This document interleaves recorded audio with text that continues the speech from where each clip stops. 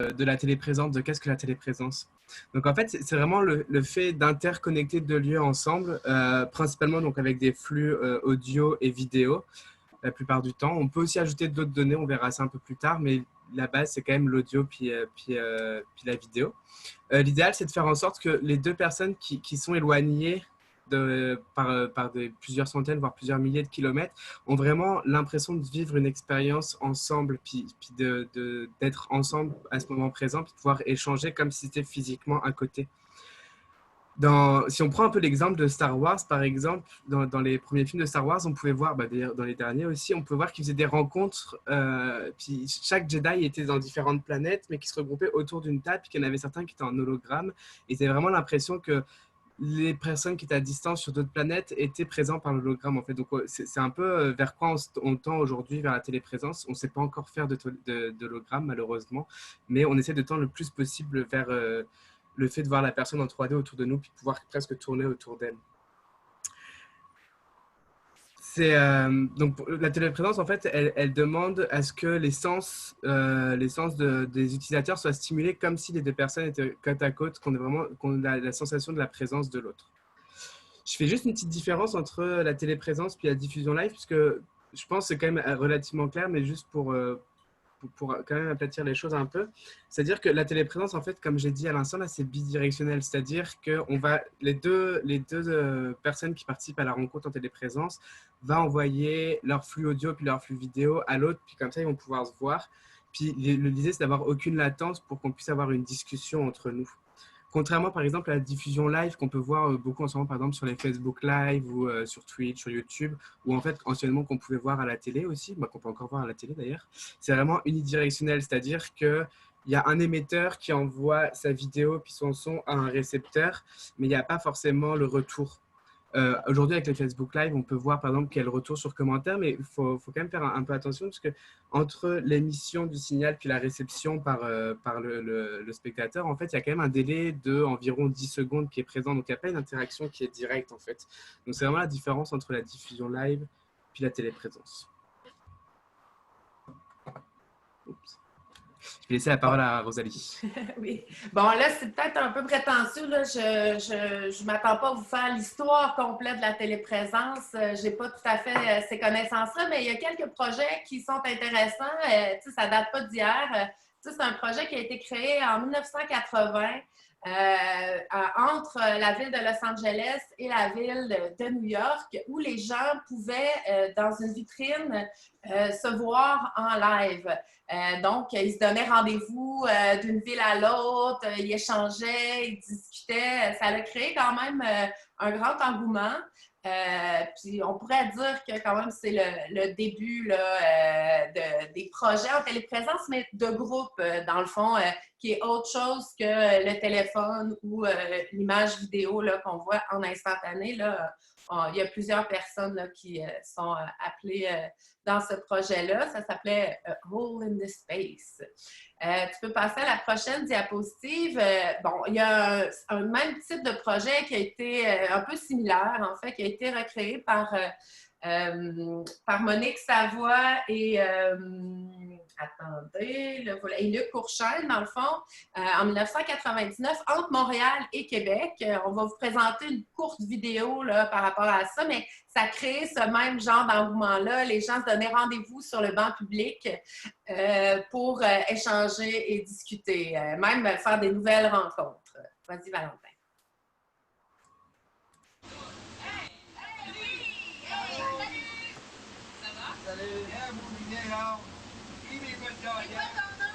Mathieu. Moi, Mathieu. Mathieu, c'est Mathieu. Yeah. Moi, c'est Stéphanie. Enchanté, René. Oui. Ouais. Et vous êtes situé à quel endroit? Dans le sabbat? Non, c'est un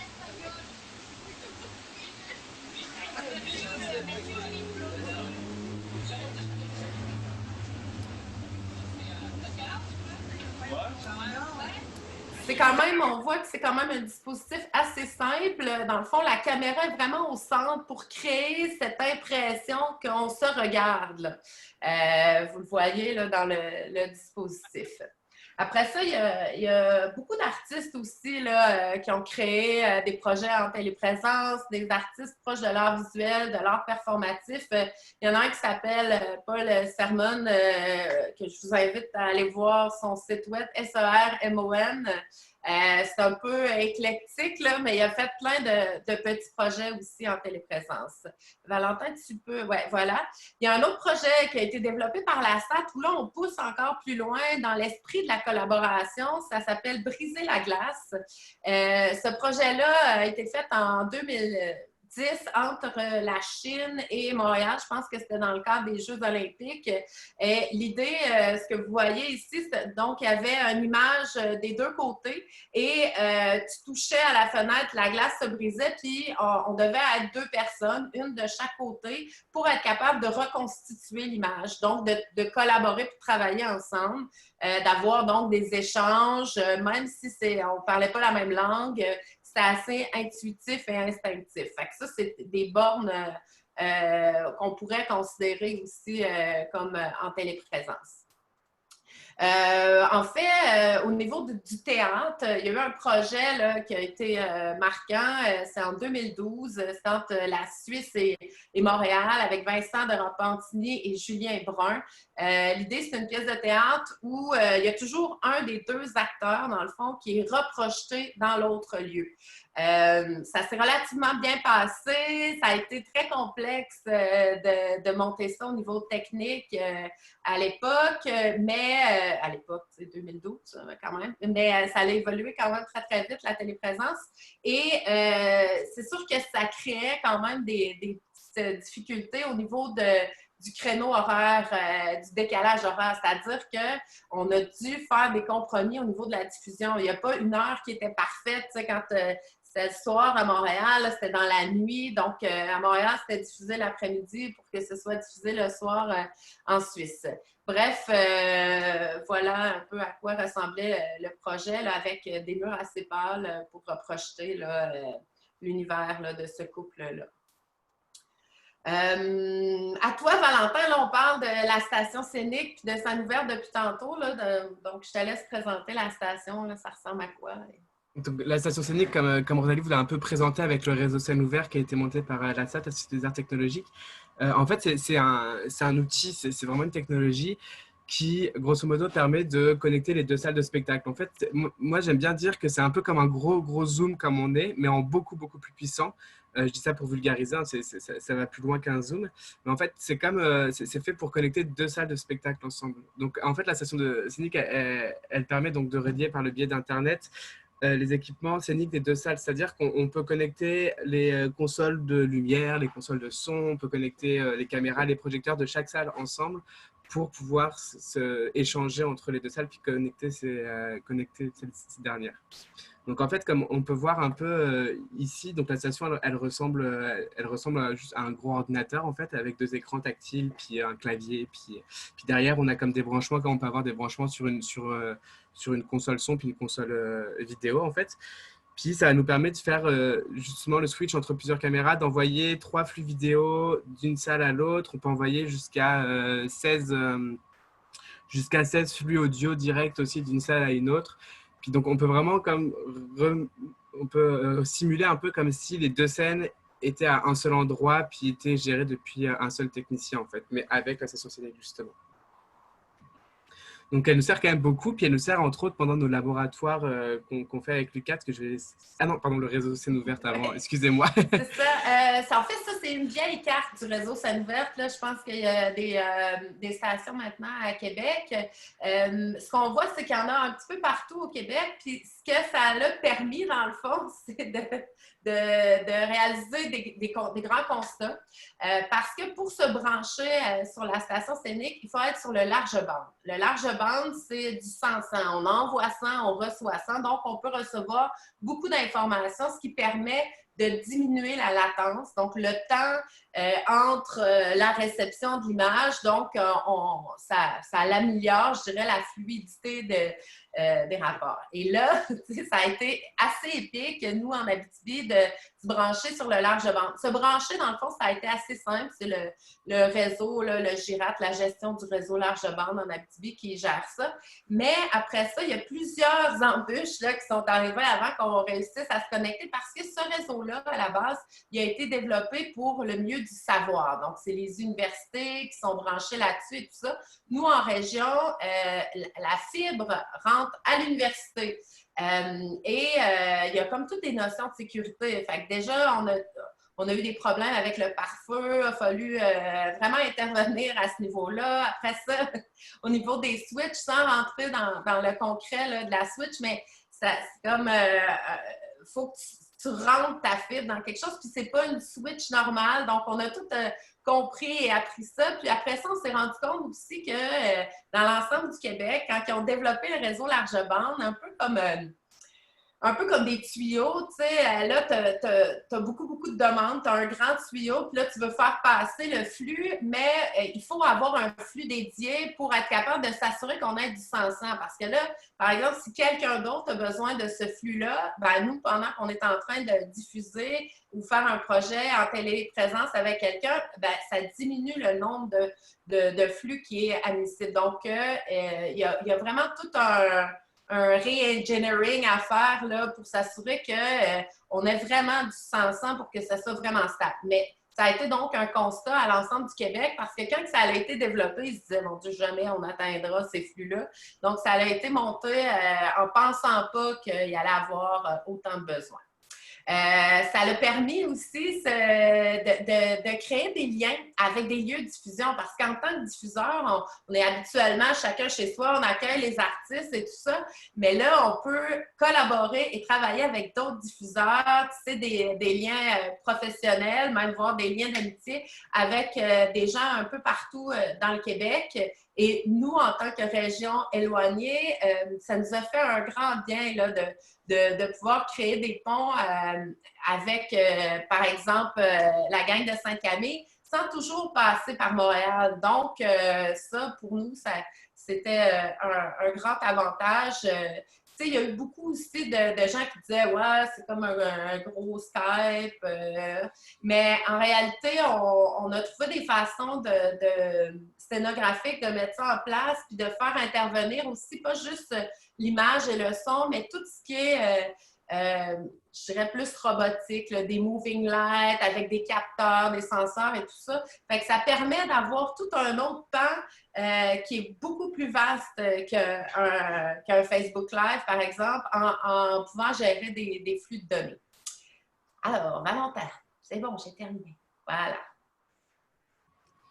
Je vous envoie les vidéos sur le chat, là, le lien vidéo. Il y a comme plusieurs vidéos qui expliquent un peu le réseau scénique, puis le réseau scène ouverte. Qu'est-ce que c'est? On va vous laisser le PowerPoint si vous voulez aller cliquer sur les liens pour voir les vidéos par la suite. Là, libre à vous. Bon, alors, pour commencer à faire ce qu'on a créé, dans le fond, avec l'UQAT, c'est un laboratoire de création sur l'interactivité avec la communauté. L'idée, c'est l'idée du premier laboratoire, on était vraiment au balbutiement. Là, ça faisait pas un mois qu'on avait réussi à brancher. On n'était même pas sûr de pouvoir le faire. Et là, oui, donc on s'est adjoint, dans le fond, deux autres joueurs qui étaient la SAT et Rimouski. Puis on voulait faire de l'interaction autour de la musique, du slam et tout ça. Donc, ce qu'on a fait, c'est qu'on a créé 4 équipes de 4 à 5 personnes pour les étudiants, dans le fond, qui venaient passer une semaine au petit théâtre et devaient créer de l'interactivité, soit avec les artistes, soit avec le web, soit avec l'autre lieu. Et on avait quelques artistes là, qui étaient intégrés dans le projet. On parle de Vers la Tour qu'on voit sur la photo ici, qui est un artiste français en musique électronique. Sonia Cotton, qui est une poétesse et slameuse. Louis-Philippe Gingras, qui est musicien, qui lui était à la SAT. On avait aussi Robin Servant, qui était à Rimouski. On s'est comme déployé comme ça autour de la musique. Et voilà. Alors, Valentin va vous expliquer un petit peu les projets qui ont été développés. On va y aller comme ça avec les apprentissages au fur et à mesure qu'on a fait. Durant cette semaine de résidence, les étudiants de l'université, en fait, ils ont développé plusieurs petits projets. On a fait une liste, on en a mis 4 par exemple, mais il y avait quelques autres projets aussi. Par exemple, le premier projet qu'on parle, c'est des captations de mouvements et visuels génératifs. En fait, si juste je reviens sur la photo d'avant, vous pouvez voir que vers la tour qui était le performeur, il y a comme des câbles qui sont sur lui, puis il a une espèce de petite combinaison. En fait, c'est vraiment un suit de motion capture, donc c'est comme un habit qui permet de récupérer les mouvements du corps. Donc, il y a comme tout un visuel en arrière de lui qui était généré en fonction de ses mouvements de son corps. Comme c'était un batteur, il bougeait beaucoup des bras, donc on voyait vraiment comme une espèce d'avatar de lui qui bougeait. Puis avec des effets visuels qui se généraient en fonction du son. Il y a une équipe aussi qui a développé une marionnette en forme d'araignée, puis c'est les pattes qui est accrochée au-dessus du public. Puis les pattes de l'araignée bougeaient en fonction de la musique aussi, fait qu'on avait l'impression que l'araignée venait nous prendre. Ça, c'est 2 projets qui sont faits, qui étaient plus locaux, donc qui n'étaient pas forcément en téléprésence. Après, vraiment, là, on a expérimenté la téléprésence durant ce laboratoire-là. C'était déjà, on a essayé de jouer de la musique ensemble, en fait. Est-ce que c'est possible C'était la première fois qu'on essayait Scénic, qu'on voulait voir un peu les capacités. Donc, on s'est dit, on va essayer de jouer on va essayer de faire jouer 2 musiciens ensemble. Donc, comme vous pouvez le voir un peu sur la photo à droite, on a Louis-Philippe Gingras qui est dans l'écran, qui était à la Société des Arts Technologiques. Puis, on a Tim de Bouville, qui est un étudiant de l'université, qui est sur la scène de Rouen-Noranda. Puis en fait, on s'est très vite rendu compte qu'il y a quand même une micro-latence dans la téléprésence qu'on ne peut pas éviter en fait, puisque le signal va à la vitesse de la lumière, puis il y a quand même un temps pour aller d'un point A à un point B. Et qu'on s'est rendu compte que c'était dur de jouer de la musique ensemble en rythme. Donc, ce qui s'est passé, c'est qu'ensemble, ils ont cherché pendant 2 jours comment ils pourraient faire, puis ils ont décidé de jouer sur une musique qui était plus une musique d'ambiance, sans rythme, sans tempo, et de jouer beaucoup avec les accords, en fait, pour créer une ambiance ensemble. Ils y sont arrivés, ça marchait vraiment bien. Aujourd'hui, il y a des logiciels qui commencent à exister, qui permettent, entre autres avec Reaper, là, qui permet justement de récupérer les flux audio, puis de les décaler pour les remettre en rythme sur un tempo, ce qui fait qu'on peut commencer à jouer à 2 musiciens à distance, mais nous, on n'a pas encore essayé. Il y a aussi le projet là, de musique en cascade. Dans le fond, c'est qu'un premier reçoit la musique puis joue live avec la réception. Puis là, tu peux envoyer ce flux-là à une autre salle qui joue. Donc, c'est seulement le dernier receveur qui, lui, a la musique. Et là, tu rediffuses cette musique-là. Donc, il y a des moyens de le faire, mais c'est pas toujours... c'est ça. C'est pas toujours en temps réel direct là, à cause de la... Ensuite, le deuxième projet en téléprésence qu'on a fait, donc c'est Mouvement et Moving Light. Comme ça peut un peu rien dire. Mais en fait, c'était pareil, on avait une petite caméra qui captait les mouvements du corps. Une Kinect, en fait, c'est comme une caméra infrarouge qui est fournie avec la Xbox pour les jeux vidéo. Et en fait, avec cette caméra, on arrive à récupérer les positions des articulations, donc le poignet, le coude, puis leur rotation. Et en fait, cette caméra capter le mouvement du bras du public et diriger un faisceau lumineux avec une moving light, avec une lumière robotisée. Là. Donc, ça le faisait effectivement à Rouen, mais ça le faisait aussi à la SAT, parce qu'avec Scénic, on peut envoyer des données comme données MIDI, données OSC, qui sont des données de contrôle, en fait. Et donc, on pouvait s'amuser, les gens de Rouen pouvaient s'amuser à contrôler les moving lights qui étaient à la Société des Arts Technologiques. Puis, le voyez grâce à une vidéo. En fait, on filmait le rendu de ce que ça donnait à la SAT. Je vais vous montrer un peu une petite vidéo. Une petite vidéo du rendu. Donc, ça, c'est l'araignée, par exemple, comme on peut voir. Il y avait aussi des jeux de lumière qui étaient audio react. Donc, ça, c'est la moving light qui suit le bras, justement. On a les deux qui jouent ensemble. Louis-Philippe Gingras, puis Tim.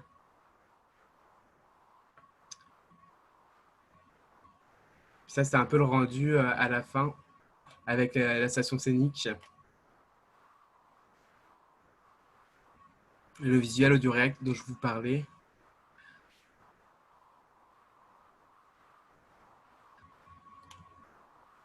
Puis c'est ça, ce qu'on a fait aussi durant ce 5 à 7, c'est qu'il y avait vers la tour qui jouait de la musique à Rouen. puis qui envoyait donc son audio à la SAT. Et en fait, à la SAT, il y avait un VJ qui venait justement jouer avec des effets visuels, puis à donner une ambiance visuelle, qui nous renvoyait le flux vidéo, mais qui le diffusait à la SAT. Fait qu'on avait vraiment, comme dit Rosalie, là, le côté on envoie la musique est augmentée avec les vidéos qui renvoyaient à Rouen. Bon, là, on voit que c'est un gros buzz technologique. Les étudiants, les techniciens, les artistes, tout le monde était content à Rouyn-Noranda, mais on a fait des grands apprentissages par rapport à ça. Déjà, ce qu'on s'est rendu compte, c'est qu'il fallait équilibrer les lieux de diffusion. À Rouen, les spectateurs, les artistes, tout le monde était content. C'était un franc succès, mais à la SAT, il y avait moins de monde, pas de public, même chose à Rimouski. Donc, on a besoin d'équilibrer vraiment les choses quand on fait de la téléprésence si on veut que ça soit intéressant pour plusieurs publics. Il y a une autre chose qui était très intéressante à comprendre, c'est que le public aime ça. Il n'a pas envie de se faire expliquer, dans le fond, l'interaction que ça génère. Il faut que ça soit assez instinctif. Par exemple, là, les bras, eux autres, ils ne réalisaient pas nécessairement que ça faisait bouger la lumière à la Société des arts technologiques. C'est sûr que quand on leur disait, ils étaient comme « wow, extraordinaire », mais il faut faire en sorte que le public ou les artistes sentent cette réaction-là. Là. C'est pas juste de le dire. Fait que ça, c'est... la notion de feedback là, était très importante. Un autre point qui a été très difficile, c'est que Louis était seul. Il n'y avait pas de retour moniteur. Dans le fond, il ne savait pas si on l'entendait bien. Il n'y avait pas de feedback du public, pas vraiment de feedback non plus des autres artistes. Il était un peu à l'aveugle dans le noir. Fait, quand on y a parlé après, il a trouvé ça très, très difficile. Et puis... dans le fond, ce qu'on s'est dit, c'est que ben, là, le prochain laboratoire, on a essayé de travailler là-dessus. Là, je vais vous en parler plus tard. Puis, de l'autre côté, on avait laissé le professeur et les étudiants répartir. En fait, c'est les étudiants qui se sont répartis en équipes selon leurs propres choix et volontés. Ce qu'on s'est rendu compte, c'est qu'au niveau des équipes techniques, il y avait des équipes très fortes, puis il y avait des équipes vraiment plus faibles. L'idée, c'est vraiment d'équilibrer les équipes pour faire en sorte que, parce que dans le domaine du numérique, tu as des gens qui sont plus dans le design, le visuel, il y en a qui sont plus dans la programmation, il y en a qui sont plus dans l'intégration, plus proche du technicien. Fait que vraiment, c'est un conseil, là, c'est d'avoir une équipe plus équilibrée là, avec ces différentes forces-là dans chaque équipe. Au niveau technique, on a des apprentissages aussi. Vas-y, Valentin. Ouais, on a eu aussi des apprentissages techniques. Donc, pour commencer, c'est la première fois qu'on utilisait Scenic. Scenic était encore un prototype. C'était une version bien ancienne du logiciel. Et le logiciel était encore assez instable à ce moment-là. Puis, entre autres, par exemple, si l'ordinateur surchauffait ou si le logiciel plantait comme tout bug informatique, eh ben, on perdait la liaison vidéo puis la liaison audio avec en fait, on perdait toute la liaison avec l'autre salle. Ce qui fait ça est arrivé 2 fois dans le 5 à 7 qu'on perde une des 2 salles pour X ou Y raison, puisque le logiciel a surchauffé, parce qu'il y a une baisse de connexion, Donc, on s'est rendu compte qu'il fallait quand même un système qui était relativement stable. Aujourd'hui, le logiciel a été changé, puis maintenant, quand le logiciel bug, eh ben, on perd juste l'interface. En fait, on ne perd pas les liens entre les liens vidéo puis audio, ce qui permet de continuer quand même la téléprésence. On n'a plus vraiment de contrôle, ça met comme 1 ou 2 minutes à redémarrer, mais au moins on peut quand même encore échanger. Donc ça aussi, on a une perte de signal avec Rimouski ce jour-là, puis ça a été compliqué de se reconnecter, c'était en plein événement, ça a comme joué avec le stress, on était comme « Ah !» Ce qu'on a appris aussi durant ce laboratoire, c'est là où on a vraiment testé, comme je vous disais, le transfert de données, donc c'est-à-dire envoyer des données de contrôle pour contrôler des appareils d'une salle à l'autre, donc comme le projet avec les moving lights, là où on pouvait le bouger avec le bras. On s'est rendu compte que ça marchait bien, puis que le temps réel était vraiment présent. On levait le bras, la moving light se levait directement à la Société des arts technologiques. On s'est rendu compte que c'était vraiment important d'avoir 2 équipes techniques qui étaient dans les 2 lieux, mais 2 équipes techniques qui étaient équilibrées aussi. Comme au niveau des équipes de création, on s'est rendu compte que c'était important d'avoir comme un technicien scénique dédié à scénique dans chaque salle, puis un technicien qui va plus s'occuper du son, de la lumière, voire 2. Pour déjà laisser focuser le technicien scénique sur la connexion, s'il y a un problème, c'est quoi qui se passe. Puis d'avoir vraiment le fait d'être équilibré, ça va nous permettre d'avoir un bon son dans chaque salle, d'avoir comme une belle lumière, tout ça, parce que sinon c'est très compliqué de tout gérer en même temps. Et on s'est rendu compte aussi que c'était très très important d'avoir un autre entre les techniciens scéniques, d'avoir un canal de communication autre que par le biais de Scénic, parce que comme je vous l'ai dit, quand le logiciel plantait, on n'avait plus de moyens de communication avec l'autre équipe.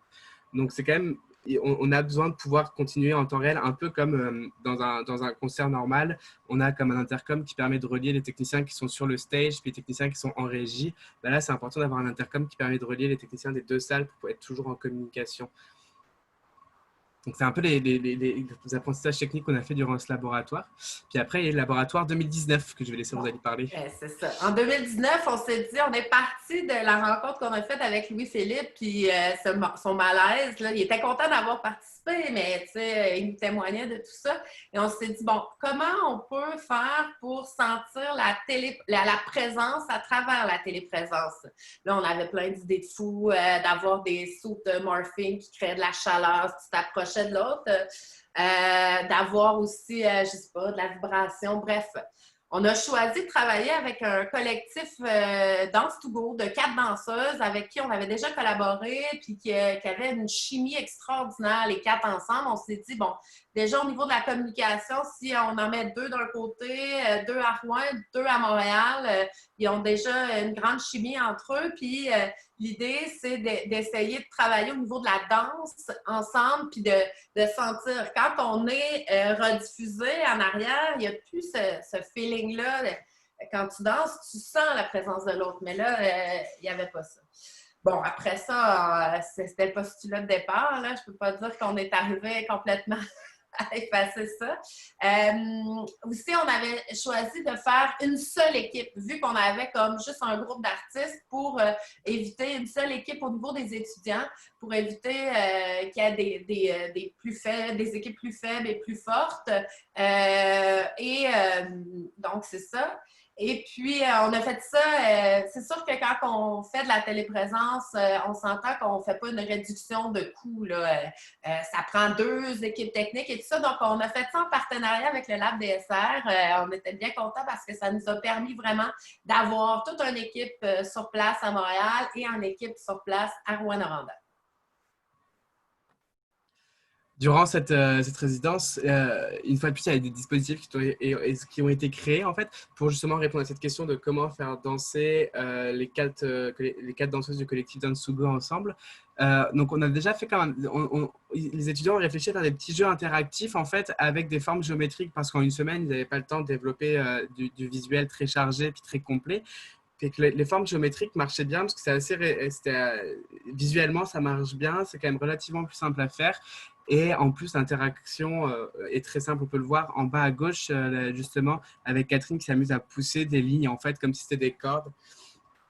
Donc, en fait, les étudiants ont développé des petits des petits visuels interactifs comme ça où les 2 danseuses de chaque côté pouvaient justement influencer dessus.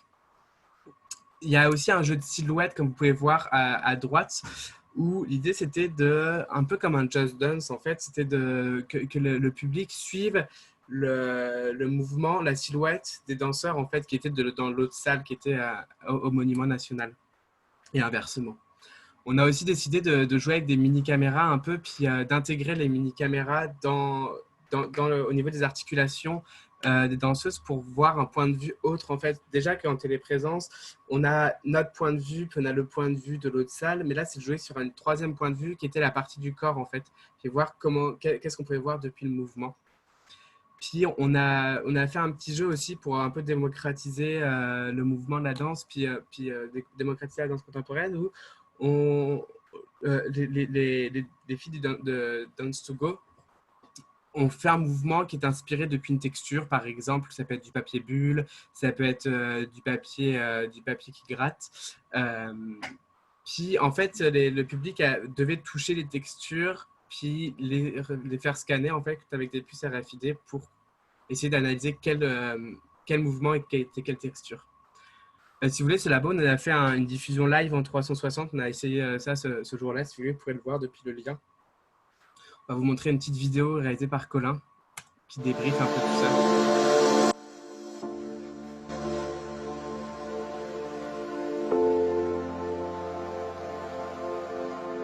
peut vraiment voir justement que dans l'écran, en fait, c'était Catherine puis Gabrielle qui étaient à Montréal. Puis ici, c'était Laurence. Les danseuses sont Pierre 4 et il y en a qui étaient 2 à ici à Rwanda et 2 qui sont à Montréal. On ne savait pas trop ce que ça allait être. On parlait de danse interactive. Comment arriver à se connecter à distance? Comment essayer de retrouver la proximité de Rouen et Montréal? De se lancer le beau risque qui est de partir de rien, de la feuille blanche quasiment, et de créer quelque chose.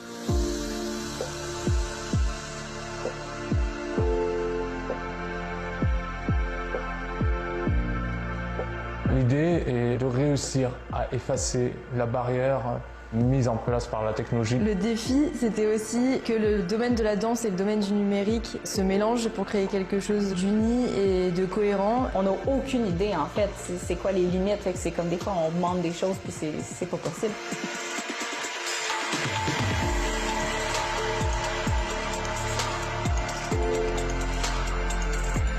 En une semaine, c'était assez stressant. On ne savait pas trop ce que ça donnait. On court après le temps tout le temps.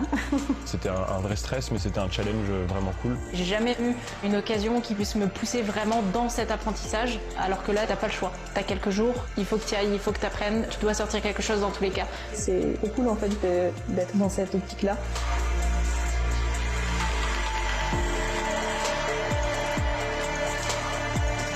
Je pense que ça les rend plus forts et donc plus aptes à avoir confiance en eux. Parce que le milieu professionnel, c'est aussi des paris.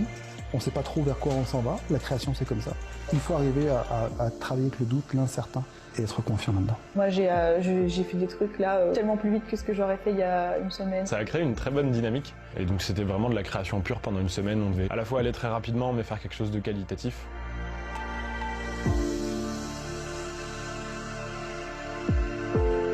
Les problèmes techniques, c'est pas grave. On a toujours trouvé des solutions et au final, le résultat, c'est vraiment ce qu'on voulait. De réussir à effacer cette barrière, de donner au moins ce sentiment, cette illusion, juste le temps de la chorégraphie. C'est vraiment en l'essayant qu'on le voit, quand on le vit. C'est là que la magie arrive, en fait.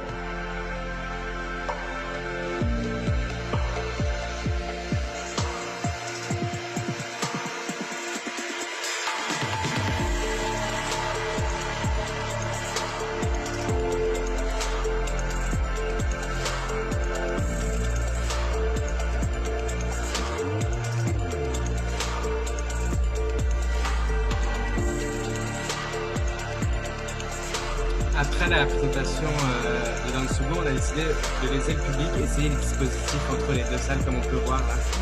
Fait qu'il y avait comme les deux publics des deux salles qui se connaissaient pas, qui s'amusaient ensemble autour d'un écran.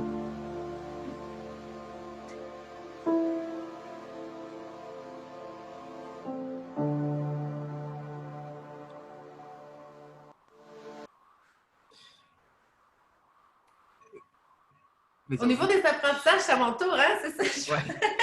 Hey, je voulais juste revenir sur deux affaires. Le projet Briser la glace, merci Mireille Camille de me le dire, c'était entre Vancouver et Montréal pour les Jeux olympiques. Donc, les gens ne pouvaient pas en anglais, je suis désolée.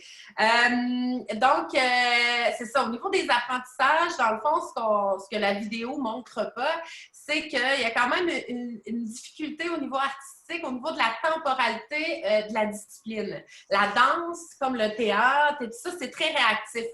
Fais-moi tel mouvement, tu le fais tout de suite.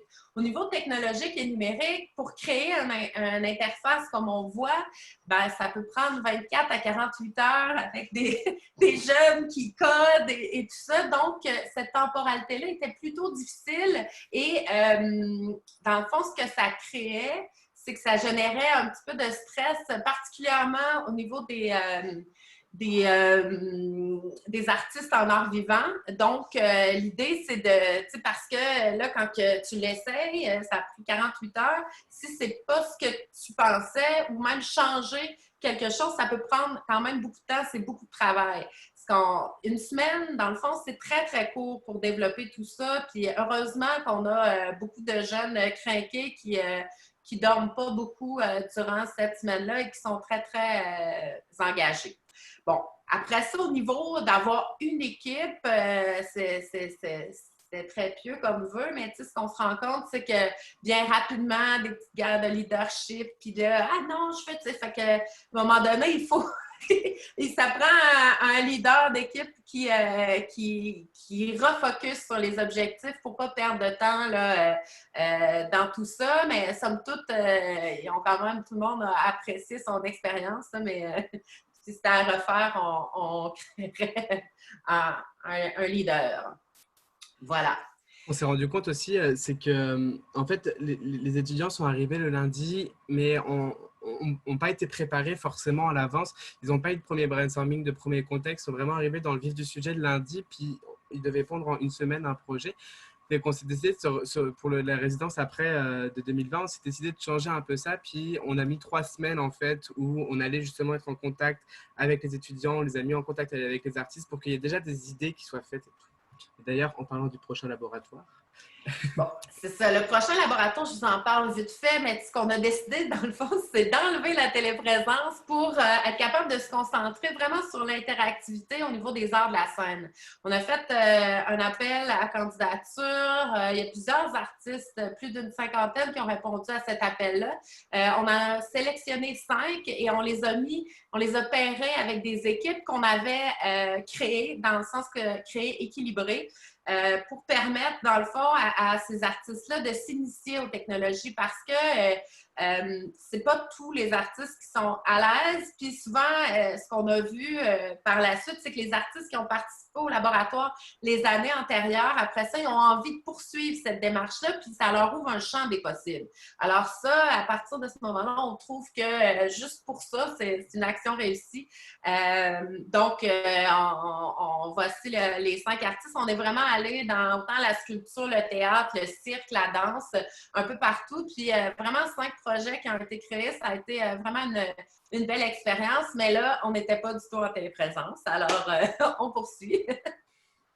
À part les laboratoires en création numérique, on a fait d'autres projets. Par exemple, en ce moment, en coproduction pour le projet Bluff de Mireille Camier, qui est d'ailleurs ici dans la salle de conférence. J'espère que je ne vais pas dire de bêtises sur le projet. Donc, Bluff, en fait, c'est quoi? C'est une pièce de théâtre qui se passe dans 3 lieux simultanément, qui est développée en utilisant le dispositif scénique. Donc, c'est 3 acteurs, en fait, un acteur dans chaque lieu, et qui sont là, puis qui échangent ensemble sur la difficulté de communiquer dans le monde surmédiatisé dans lequel on est aujourd'hui, puis aussi sur la véridité des informations avec les réseaux sociaux et puis l'hyperconnexion qu'on a actuellement. Donc en fait, c'est un projet qui se développe en plusieurs phases, où la première résidence qui était en juin 2018, il n'y avait pas forcément de texte qui était préécrit. C'était vraiment sur de la recherche sur justement qu'est-ce qu'il pourrait avoir comme interaction entre les acteurs, quel sujet pourrait y avoir, donc, puis quel jeu on peut avoir aussi, quel jeu narratif on peut avoir justement avec l'outil de la station scénique. Dans la deuxième résidence, donc là, on avait comme vraiment la piste de départ, on avait une première version du texte, on avait des premiers personnages pour les acteurs. Donc on a fait une première résidence, toujours dans les 3 lieux, où justement on a cherché un peu, en fonction du texte, comment on peut agrémenter le texte avec la téléprésence, comment on place la caméra pour vraiment avoir la sensation que le public est avec les acteurs, mais aussi que les acteurs soient entre eux. Puis quel jeu, à la recherche de petits jeux aussi de téléprésence, comme par exemple, à un moment ils sont autour d'une table de café, mais ils servent un verre d'eau, donc c'est comme l'acteur qui a Rouen, qui prend un pilier d'eau, puis après dans les écrans, on voit le verre qui passe, puis qui arrive justement à Sainte-Camille, puis qui sert de l'eau à Sainte-Camille. Donc il y a comme des petits jeux comme ça qu'on a créés pour vraiment avoir l'impression que les acteurs sont ensemble. Puis après, la troisième résidence, ce qu'on a décidé, c'est de la faire dans une seule salle, en fait, où on a monté les 3 scènes pour pouvoir avoir une vue d'ensemble des scènes, puis des espaces physiques de jeu, pour arriver vraiment à faire la mise en scène, puis à jouer. Puis, parce qu'en téléprésence, on n'a jamais vraiment une vision au complète de l'autre salle, on n'a pas une vision de 360, on ne peut pas se déplacer.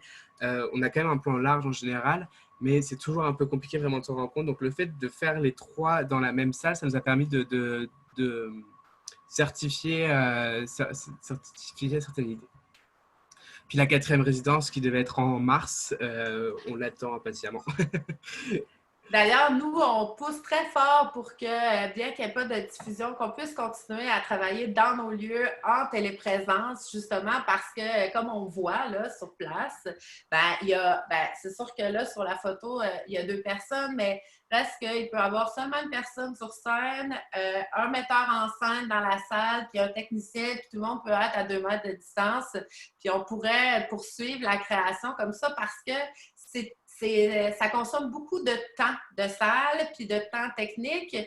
Ça, c'est une denrée rare dans une salle où on est aussi un diffuseur. Alors, si on pouvait se déployer dans la prochaine année dans cette recherche et création-là, je pense que ça pourrait être quelque chose d'intéressant, d'autant qu'il y aurait peut-être plusieurs joueurs là, qui auraient le temps et les ressources à mettre là-dedans parce que on ne se cachera pas qu'on est en train de faire de la recherche et développement. Là. Oui, il va y avoir une pièce de théâtre avec Bluff. On est très heureux de ça, de s'en aller vers un produit fini où ça va être diffusé en salle et tout ça, mais on a pris le pari que c'est en le faisant qu'on allait le comprendre et qu'on allait arriver à être plus à l'aise avec la technologie parce qu'à la base, moi, je suis une tech nulle. Là, c'est à force d'en faire qu'on comprend tout ça.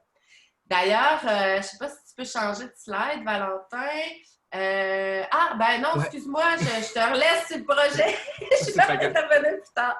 On a développé des petits dispositifs en fait pour avoir l'impression que les acteurs soient vraiment présents parce qu'en téléprésence, il faut vraiment qu'on joue avec le regard. En fait, moi par exemple, quand vous me voyez dans la caméra, là je regarde la caméra, donc vous pouvez avoir l'impression que je regarde dans les yeux, mais là je vais regarder mon PowerPoint, puis vous avez l'impression que je ne regarde plus dans les yeux en fait, puis que je ne suis plus avec vous. Donc il y a vraiment des jeux de caméra, des jeux aussi sur quelle surface on diffuse. Donc, en fait, par exemple, ce qu'on fait, c'est que pour les personnages, comme vous pouvez le voir dans l'image en bas à droite, ce qu'on fait, c'est qu'on a utilisé des parapostes, en fait, puis on met à la place de la toile, on met une sorte de tuile, en fait. C'est comme le tuile, c'est une toile de projection un peu transparente où on peut voir les acteurs derrière quand on les éclaire. Donc, en fait, le fait d'avoir un paraposte, c'est la taille idéale pour un humain, en fait. Et en plus, avec le tuile, l'acteur qui est physiquement sur place peut s'amuser à passer en arrière puis à tourner autour de la personne. Donc, il y a comme justement, ça donne l'effet que l'acteur est présent sur scène. Puis le projet de la table, c'est ce que je vous parlais justement avec le verre d'eau. On va vous montrer rapidement une petite vidéo. Je pense que je ne la mettrai pas en entier, celle-là. Je suis désolé si le son il pop à chaque fois. Je ne me rends pas compte vraiment du son de votre côté. C'est la tempête comme ça. Oui, c'est ça.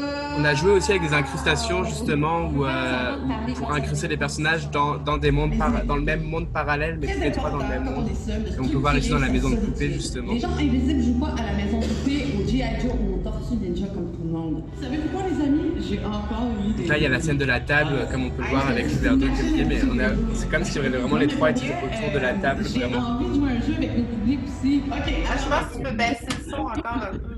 Oui, OK, alors...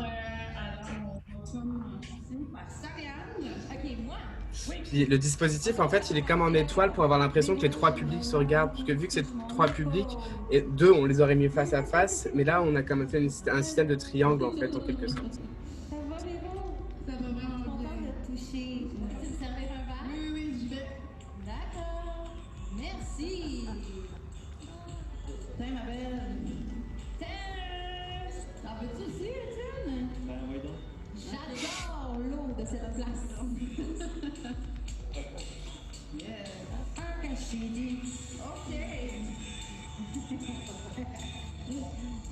Avoir la capacité de disparaître complètement vient automatiquement avec la... Donc voilà le projet. Les apprentissages un peu de ce projet, c'est donc on a regardé un peu comment justement écrire avec cette technologie. On a pas mal appris, puis en plus avec Mireille Cagnier qui travaille beaucoup avec la téléprésence, qui a déjà un autre show qui s'appelle Intersection, qui se passe sur Skype dans 5 coins du monde. Il y a comme toute une dramaturgie qui est présente. Puis on a compris aussi qu'une pièce de théâtre, en fait, pour être en téléprésente, il faut qu'elle soit écrite pour la téléprésente. On a compris l'importance d'avoir des scénographies identiques dans les 3 lieux, pour vraiment avoir comme si c'était une même scène, en fait. On a compris l'importance du metteur en scène, puisqu'il y a un metteur en scène ou du moins un concepteur qui soit dans chaque salle pour avoir vraiment un regard en fait, sur la salle, puis pouvoir transmettre aux autres qu'est-ce qu'ils voient, qu'est-ce qu'ils ne voient pas, puis qu'est-ce qui fonctionne moins.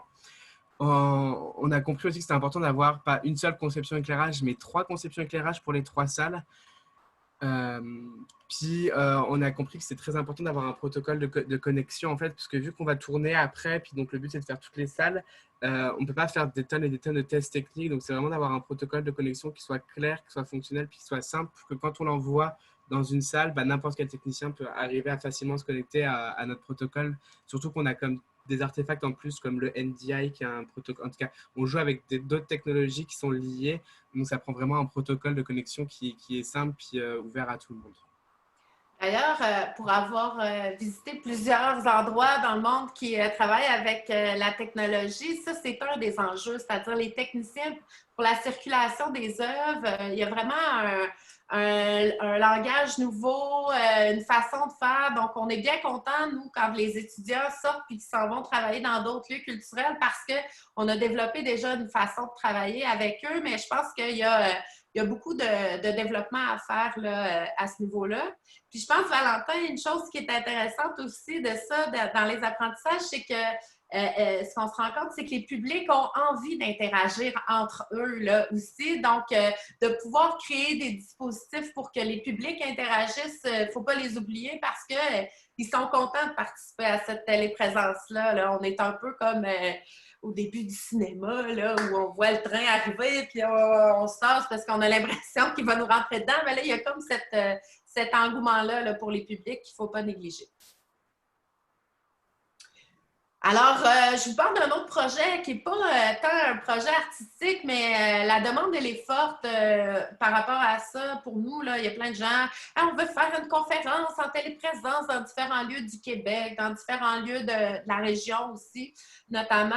Et puis, on ne se sentait pas tout à fait à l'aise de monétiser ou de vendre encore les services parce qu'on est encore en train d'apprendre sur la téléprésence, les plateformes et tout ça. Par contre, on s'est impliqué dans un projet qui a été initié par le Petit Bonheur de Sainte-Camille au niveau ça s'appelle l'interrégional numérique. C'est des projets de développement numérique partout, mais dans les régions du Québec. Puis, je vous présente un peu le mode de conférence en téléprésence dans des salles, donc des gens regroupés. L'idée, tu peux changer de slide, là, je pense, Valentin.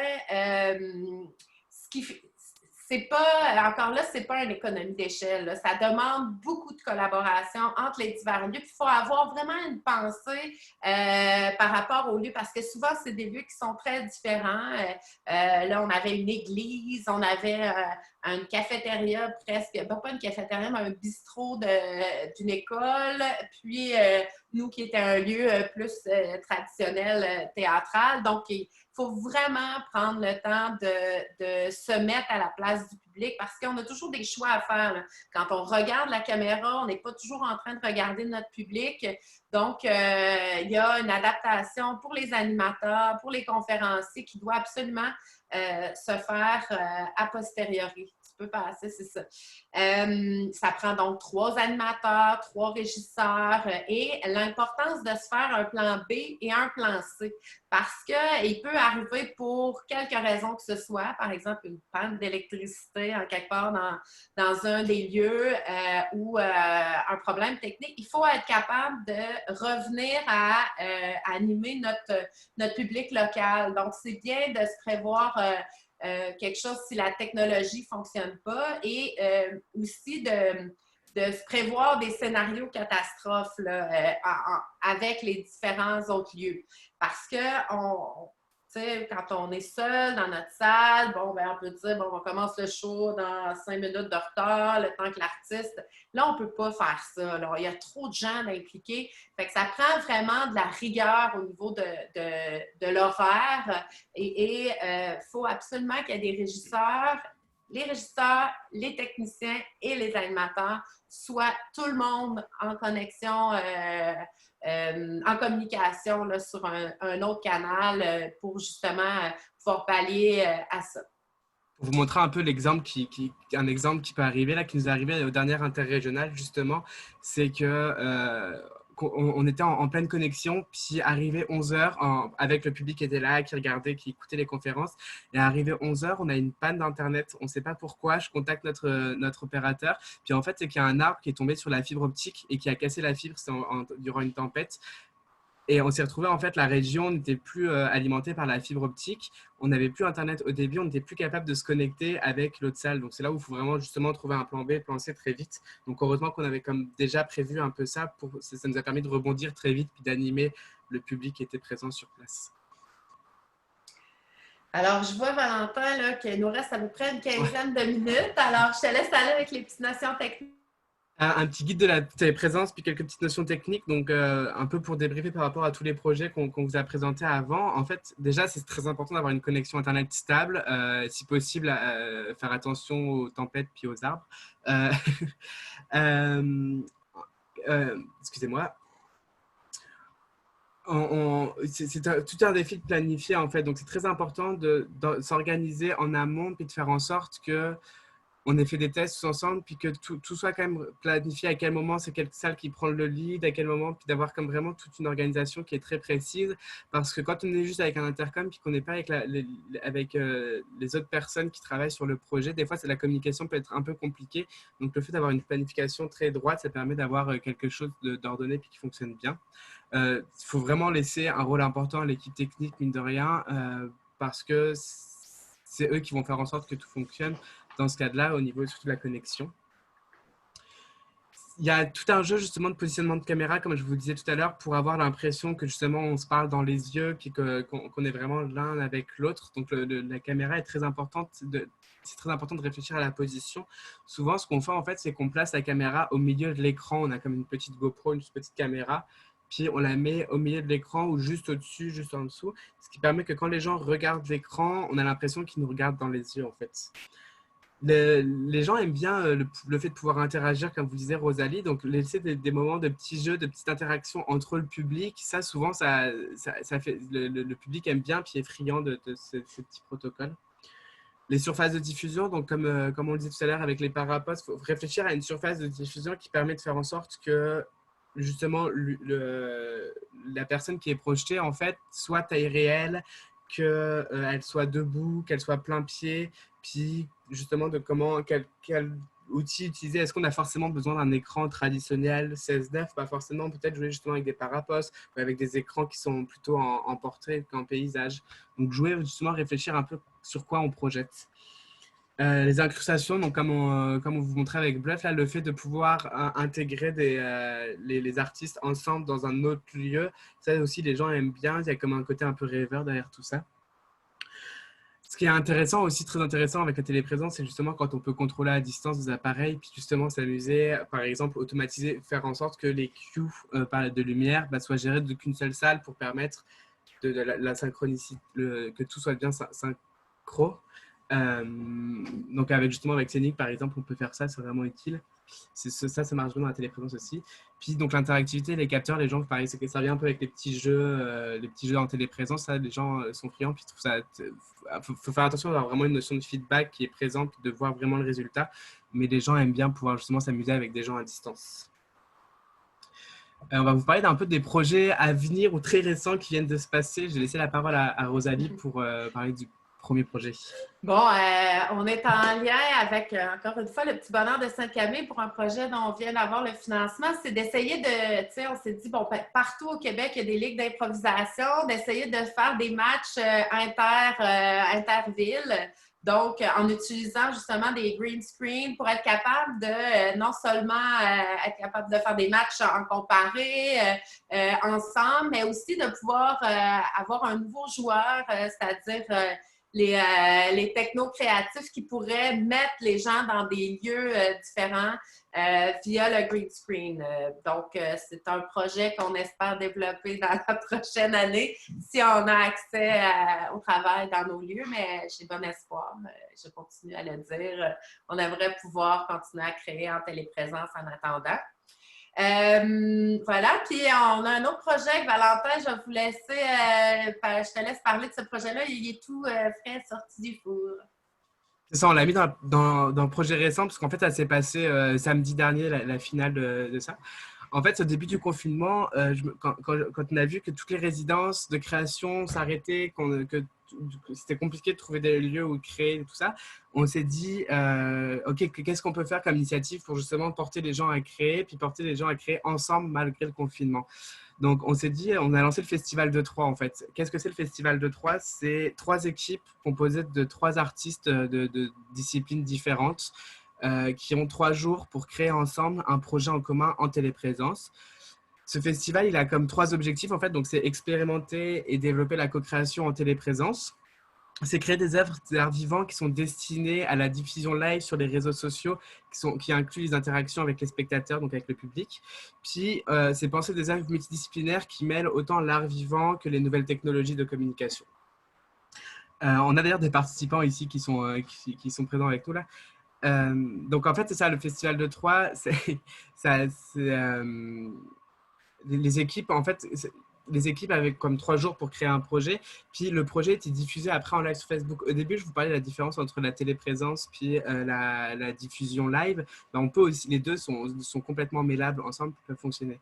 Comment ça se passait en fait? Par exemple, si on prend l'exemple de l'équipe gagnante que vous pouvez voir dans la vidéo qui tourne, l'équipe gagnante qui était Contrôle Alt-Delt, composée de Audrey Gossiran qui est une danseuse qui est à Laval, de Joanie Labelle qui est une percussionniste qui elle est en Allemagne, puis de Francis Le Cavalier qui était plus le techno-créatif, puis le VJ en fait qui était à Montréal.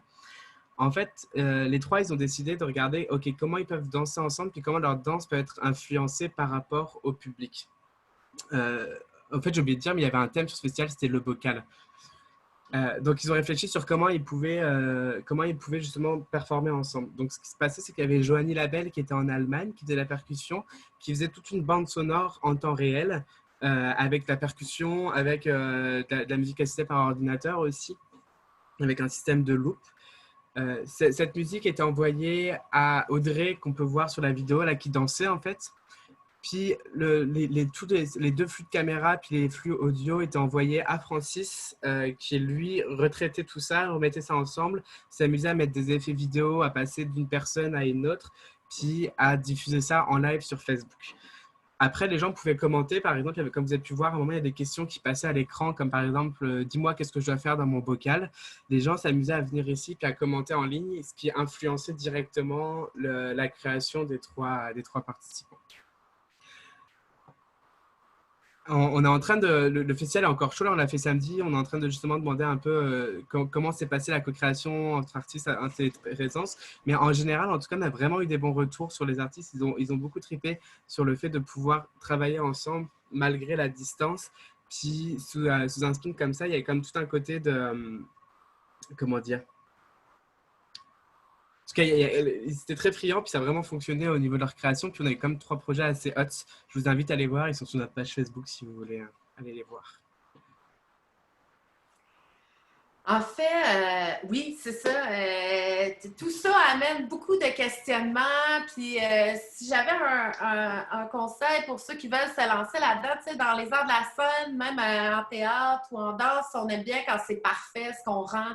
Mais là, l'idée, c'est vraiment de plonger dans l'inconnu puis de se donner le droit à l'erreur, le droit d'être imparfait, le droit de se planter en public et tout ça parce que c'est comme ça qu'on avance. D'y aller petite étape par petite étape. Donc, ça prend beaucoup de laboratoires de création pour arriver à avoir une création finale. Je vois que Pierre-David me pose une question ici par rapport au modèle d'affaires de Bluff.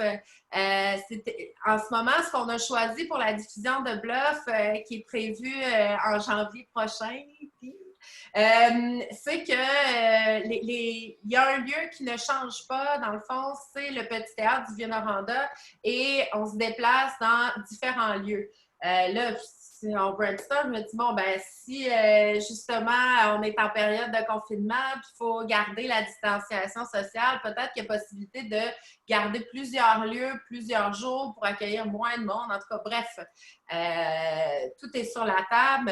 Mais l'idée, c'est que chaque personne, chaque diffuseur qui achète le spectacle vende ses propres billets, là, au même titre qu'un autre spectacle. Puis, au niveau de la redevance qu'on fait aux artistes, c'est la billetterie totale, au niveau du pourcentage là, des droits d'auteur. Bref. Au niveau de... Ça amène plein de choses. On aimerait ça, nous, continuer à développer sur des plateformes de réseaux sociaux qui permettent plus l'engagement des téléspectateurs. On regarde avec l'université parce que vous avez vu tout à l'heure dans la vidéo, Jean-Bois Vézac, c'est notre doctorant en interaction homme-machine pour pouvoir créer une chaire de recherche là-dessus parce que là, nous, on documente, on apprend, mais tu sais, on n'est pas des chercheurs scientifiques, qu'il y ait une démarche scientifique aussi à travers ça, puis qu'on puisse partager les savoirs pour faire avancer cette discipline-là. Il y a toute la notion des robots en téléprésence qu'on n'a pas encore expérimenté. On était je ne sais pas si vous connaissez les Subsistances en France, qui est un lieu à Lyon, un ancien couvent. Ils sont spécialisés en théâtre et en danse. Ils ont acquis justement un robot de téléprésence, l'ont mis à la disposition des artistes. Il n'y a pas d'artiste qui a travaillé avec, malheureusement, mais je pense que ça peut être quelque chose d'intéressant. Les Chinois l'ont utilisé pour faire la remise de diplôme de leurs gradués, genre, pour qu'ils puissent avoir une photo. Mais artistiquement, je pense qu'il y a des choses à faire avec ça. C'est très utilisé en médecine aussi. Il y a l'idée de construire en téléprésence un avatar pour se rencontrer dans un autre lieu, qui est un lieu virtuel, un peu comme dans le jeu vidéo, qui est un des projets de Jean-Bois, c'est qu'on va créer avec des instruments de musique qui sont virtuels avec notre avatar dans un lieu virtuel. Tu sais, ça pourrait se passer comme ça aussi. C'est ça. Là, j'en ai parlé vite fait un peu, toute la question de la monétisation, des modèles d'affaires. Au début, avec la station scénique, on s'est mis à réfléchir aussi beaucoup là-dessus. Mais ma réflexion, c'est que tant qu'on ne sera pas... on est en recherche et développement, ça devient très, très difficile là, d'avoir un modèle monétisable pour le moment parce qu'on est encore dans des essais-erreurs. Tu sais, c'est difficile de vendre quelque chose si finalement ça plante. Tu sais. Fait qu'on se voit plus dans la partie recherche et développement. Puis, à un moment donné, va émerger un modèle, va émerger des façons de faire, puis des façons de monétiser, mais on n'oublie pas ça parce que je pense que c'est important aussi que le milieu du spectacle et des arts vivants arrive à tirer son épingle du jeu par rapport à ça. Et là, en ce moment, il y a beaucoup de financement pour la recherche et le développement en technologie, mais ça ne veut pas dire que ça va continuer pendant plusieurs années. Nous, ça nous a permis de se déployer beaucoup plus largement depuis qu'on a intégré les technologies. C'est-à-dire qu'avant, on pouvait considérer qu'on était un théâtre régional, une organisation régionale. On attirait des gens d'un peu partout dans la région. Mais là, avec le numérique, on a intégré justement la danse contemporaine. Fait qu'on n'est plus juste théâtre, on est art vivant de façon générale. On a des collaborations avec des gens beaucoup à l'international, un peu partout au Québec. Ça a ouvert énormément de portes pour nous. Puis ce qui fait que, oui, je dirais, on a quand même trois, la diffusion, la création et la transmission des savoirs, mais ce qui fait qu'encore aujourd'hui, toute l'équipe est active et travaille soit en recherche et création sur des projets et on a créé aussi une communauté qui s'appelle Avantage numérique qui se situe sur le croissant boréal. C'est quoi le croissant boréal? C'est le nord du Québec, l'Abitibi-Témiscamingue et le nord de l'Ontario francophone parce qu'on est des régions similaires, éloignées, excentrées, pour essayer de repérer les talents. Parce que les talents technologiques ne sont pas tous dans les universités, là. C'est des bidouilleux, c'est des gamers, c'est des gens qui, un peu des pirates informatiques, mais qui ont aussi un intérêt pour les arts. Puis ce qu'on réalisait dans le fond, c'est qu'on n'a pas on ne sait pas son où nécessairement ces talents-là. Puis la première étape, c'est de les identifier puis de les faire travailler puis collaborer ensemble. Donc, on s'est dit que le numérique, on ne peut pas jouer, on ne peut pas être seul à jouer. Il faut vraiment développer une communauté pour pouvoir avancer parce que ça ne se fait pas seul. Voilà, ça fait un peu le tour. On est rentré dans notre temps. Je suis assez contente. Je ne sais pas si vous avez des questions. On est très ouvert à y répondre. Là, je vois ici qu'il y a quelqu'un qui demande s'il y a plusieurs lieux. Rosalie. OK, vas-y, je te laisse, Stéphanie. Je peux modérer un peu cette partie-là. Tu peux relaxer un peu. Décollé, moi, là! Donc, oui, on a quelques questions. La première question qui était arrivée de Pierre David à mi-chemin, c'était par rapport à que fait-on en... Vous l'avez adressé un peu après dans votre présentation, mais encore, c'est quoi les possibilités qui restent dans un contexte sanitaire de COVID? Donc, c'est vraiment, j'imagine, comme vous avez discuté avant, la diffusion sur des plateformes numériques d'œuvres créées en téléprésence, mais est-ce que vous avez d'autres idées par rapport à ça, peut-être, que vous voulez élaborer? Je pense qu'il y a tout un réseau partout au Québec avec de salles. C'est peut-être le moment que ce réseau-là prenne son sens, c'est-à-dire qu'on a des infrastructures qui sont en ce moment vides. Il y a des techniciens qui ne travaillent pas, il y a des artistes qui ne travaillent pas. Il y a peut-être la possibilité de jouer avec ce réseau-là un peu partout au Québec pour animer nos lieux, dans le fond. Puis moi, j'y crois beaucoup, puis j'espère que ça va débloquer dans ce sens-là. C'est sûr que ça prend des projets créatifs, puis ça nécessite beaucoup de préparation, mais je le souhaite, puis je pense que ça pourrait être une avenue, là, si on rouvre pas les salles de spectacle pour la diffusion avant 1 an, ou, à un moment donné, faut garder nos talents. Faut les pousser, ces talents-là. Voilà, je pense que ça serait une avenue intéressante. Effectivement, il y a tout le réseau scénique aussi, mais il y a aussi le côté, justement, tout le modèle qu'on a fait avec le Festival de Troyes, là, de connecter 3 salons ensemble. Il y a plusieurs personnes qui le font aussi, on n'est pas les seuls. Puis je pense qu'aujourd'hui, on peut aussi travailler avec ça, justement. Mais c'est sûr que ça prend des écritures qui sont faites pour, mais en tout cas, il y a comme tout un... C'est possible de connecter des gens ensemble pour créer ensemble, puis ça marche quand même bien. Parfait. La prochaine question viendrait de, je crois, Roger Signan. Est-ce que, Roger, tu veux la poser à voix haute, ta question? C'est Sandra aux communications. Ah, c'est Sandra, OK. Désolée, c'est le compte de silence. C'est ça, vous avez présenté plusieurs projets. Je me demandais à Montréal, est-ce qu'il y a des salles en particulier ou on fait juste contacter n'importe quelle salle? Comment on peut développer des projets?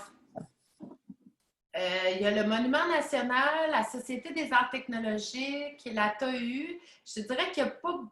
C'est pas tous les joueurs qui ont joué avec la station scénique parce que ça prend du temps, ça prend la ressource qui est intéressée et tout ça. Mais le Monument national, la Société des arts technologiques l'ont beaucoup essayé. C'est eux qui l'ont développé. Valentin, toi, tu connais mieux les lieux...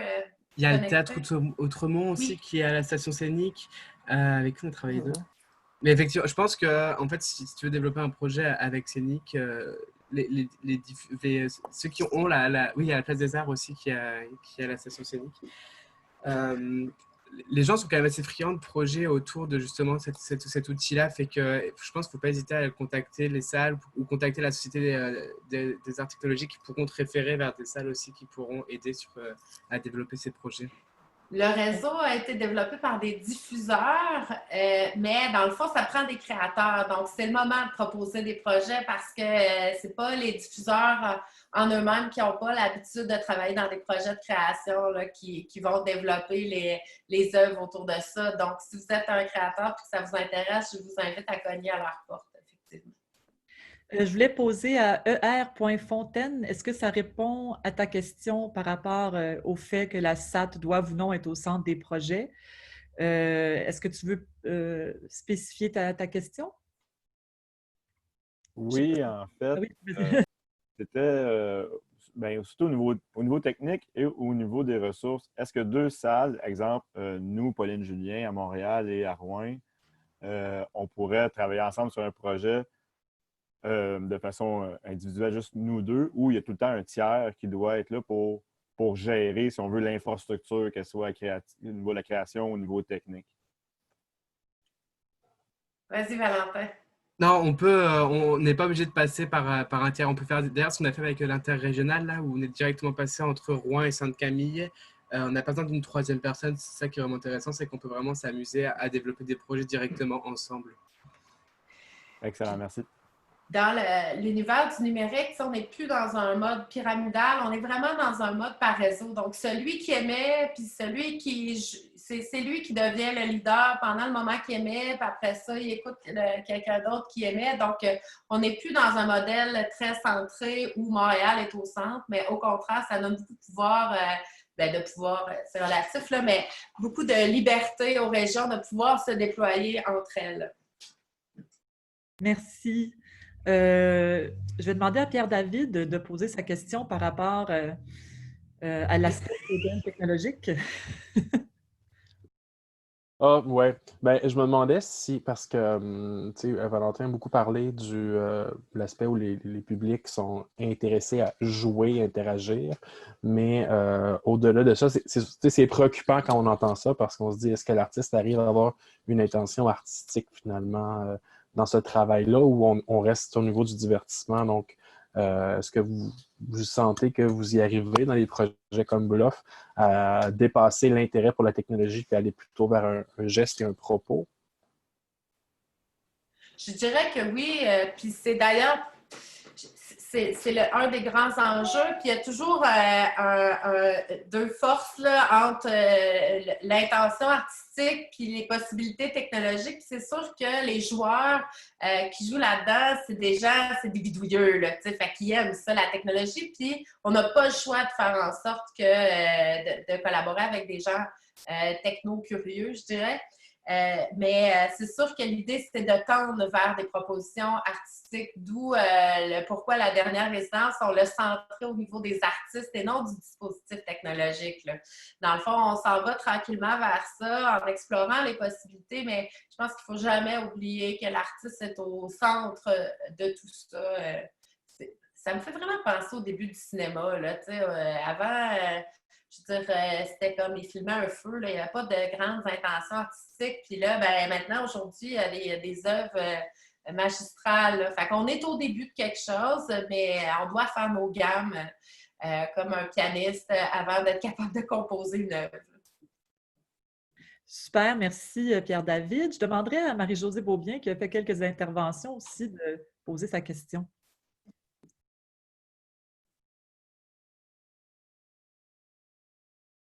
Est-ce que tu as ouvert ton micro, Marie-Josée? Non. Là, il est ouvert. Je ne m'en rappelle plus, je vais retrouver dans le chat ma question, mais j'ai malheureusement manqué le début, donc je suis désolée si ça a été adressé.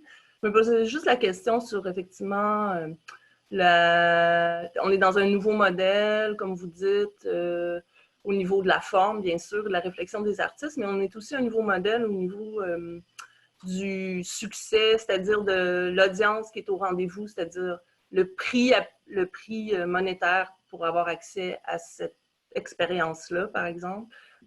C'est quoi le prix, c'est quoi le succès et c'est quoi même le cachet de l'artiste, par exemple, ou des artistes dans des salles multiples. Tous ces modèles-là doivent être revus. T'sais, à quel point un succès, disons, vous vendez ça, je dis n'importe quoi là, parce que j'ai raté le début, mais 20 $, ou vous avez, dans les expériences passées, je n'ai pas vu, vous avez vendu ça X $, à quel point c'est, je vais dire rentable, même si je n'aime pas le mot, pour pouvoir payer tous les artisans qui ont travaillé là-dessus, par exemple, au minimum. Là. Pour le moment, tous les artistes sont payés, puis je ne te dirais pas que c'est rentable. Je pense qu'il y a différents niveaux là, de diffusion en téléprésence. Par exemple, quand on est en présentiel, comme Bluff, c'est comme un billet de spectacle, puis chaque salle va avoir acheté le show, puis vend des billets de spectacle. Et ça, c'est assez simple. Ouais. Par contre, si on parle d'une œuvre en téléprésence qui, après ça, peut être diffusée et vue des millions de fois sur le web, là, c'est d'autres enjeux. Ouais. Nous, on a tendance à travailler, à payer les artistes lors de la création, puis à pas vouloir freiner la découvrabilité de l'œuvre à cette période-ci, parce qu'on est encore en période de test, d'erreur, puis on monétise pas en ce moment les œuvres pour permettre justement que ça se déploie, puis qu'il y ait un modèle d'affaires qui se crée autour de ça, là. Fait il y a des grands questionnements, effectivement, puis à toutes les fois, on regarde au niveau de nos contrats, bon, on permet tout ça, ça va être filmé, rediffusé, bon, il y a des grandes questions. Puis il y a aussi la question à long terme, disons COVID ou quoi que ce soit, c'est de dire à quel point est-ce disons, si on reste dans un statut de COVID au niveau de l'accessibilité des salles, par exemple, du contexte de présentation d'un spectacle ou d'une expérience d'art vivant, est-ce que, à l'inverse, les gens sont prêts à payer plus pour avoir accès en téléprésence versus en live? Enfin, j'ai pas la réponse à ça, là, mais parce que tu es assis dans le confort de ton foyer et tu as accès à une création, es-tu prêt à payer plus ou moins parce que c'est, selon ton souvenir, moindre qu'une expérience quand tu étais en salle, par exemple? Enfin. Ben, je pense que la question est quand même relativement entière. Pour avoir fait des sondages auprès de notre clientèle de jeunes, la première raison pour laquelle ils viennent voir un spectacle, c'est pas l'artiste, c'est pour être avec leurs amis, boire de la bière puis vivre un moment ensemble.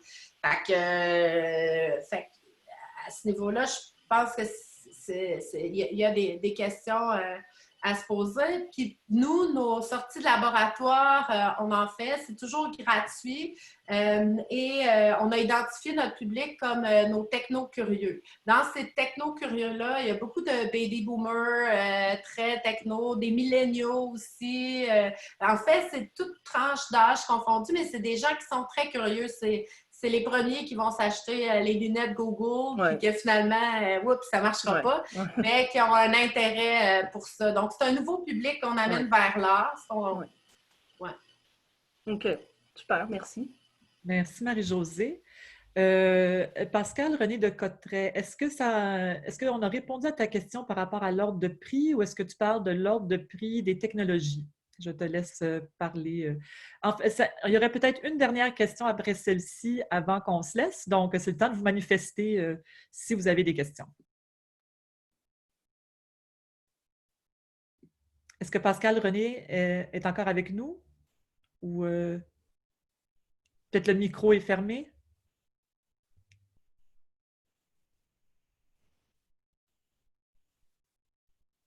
OK. On va passer à la prochaine question. On me dit, c'est qui FDLRT? Est-ce que vous pouvez ouvrir votre micro et poser votre question?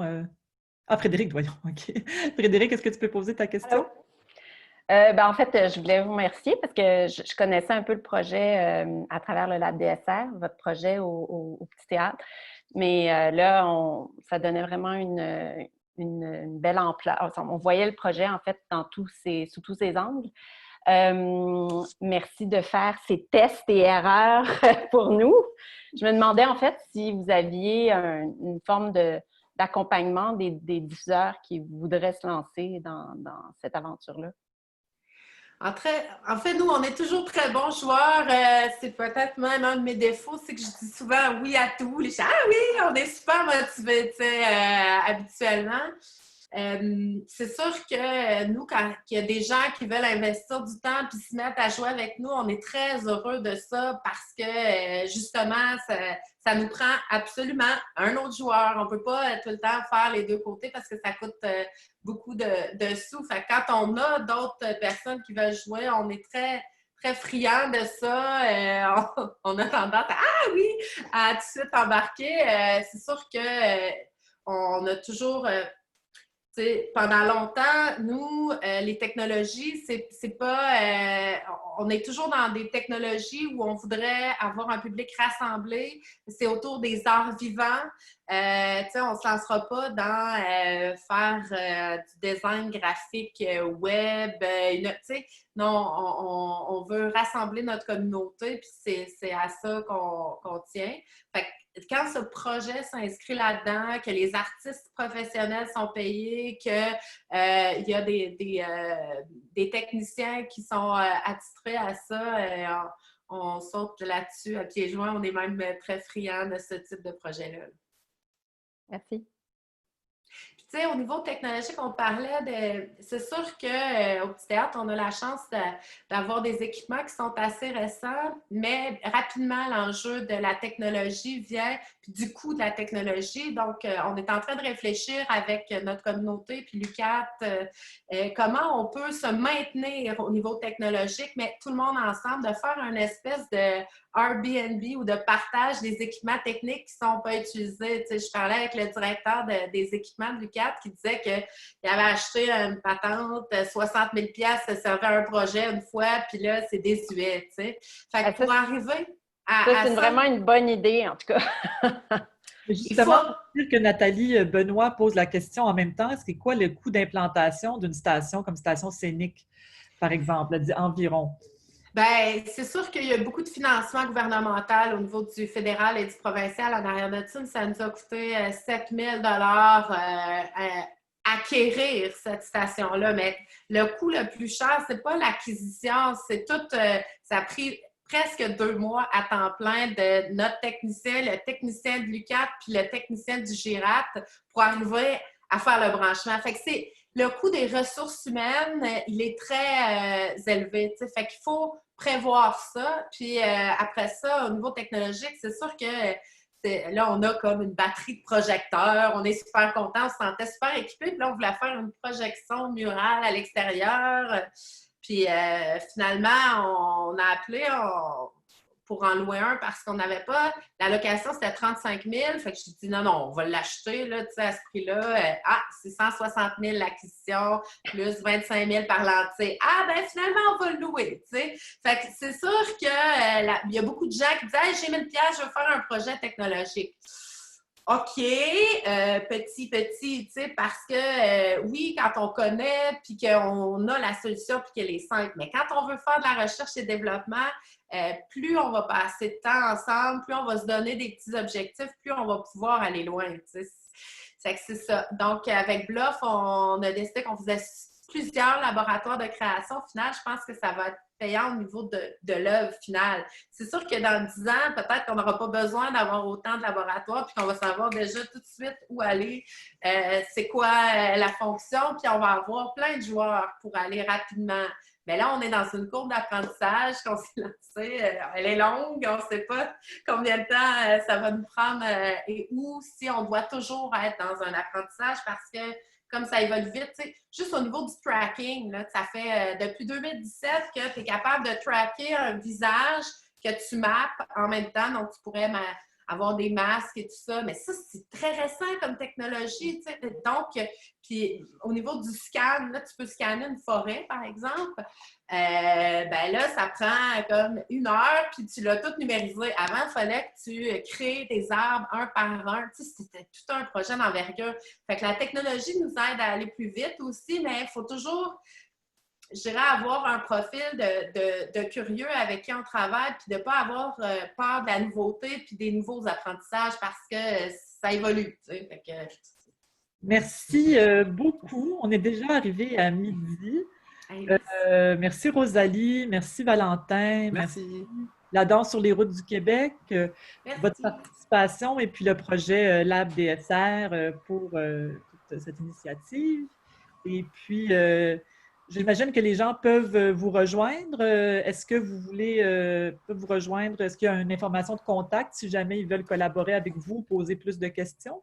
Oui, il est à l'écran présentement, puis on va vous laisser notre PowerPoint. On est vraiment dans un partage d'ouvert de données, d'apprentissage. On est tout en train de mettre aussi nos codes sur GitHub pour que quelqu'un puisse les réutiliser et tout ça en étant libre de droit. C'est-à-dire, l'idée, c'est pas de la monétiser, mais de pouvoir l'utiliser pour un projet artistique. Donc, on est vraiment dans cet esprit-là ouvert pour pouvoir faire avancer la discipline. Parfait. Juste avant de quitter, je vais vous dire que j'ai enregistré la présentation. Il y a eu un petit glitch au début, mais la majorité de la présentation est enregistrée. Donc, on va essayer de vous la partager. Je ne sais pas encore sous quel format exactement. Et aussi, il y a un compte-rendu qui va être rendu public aussi de la rencontre. Donc, merci à tous. Et puis, au plaisir de vous revoir bientôt.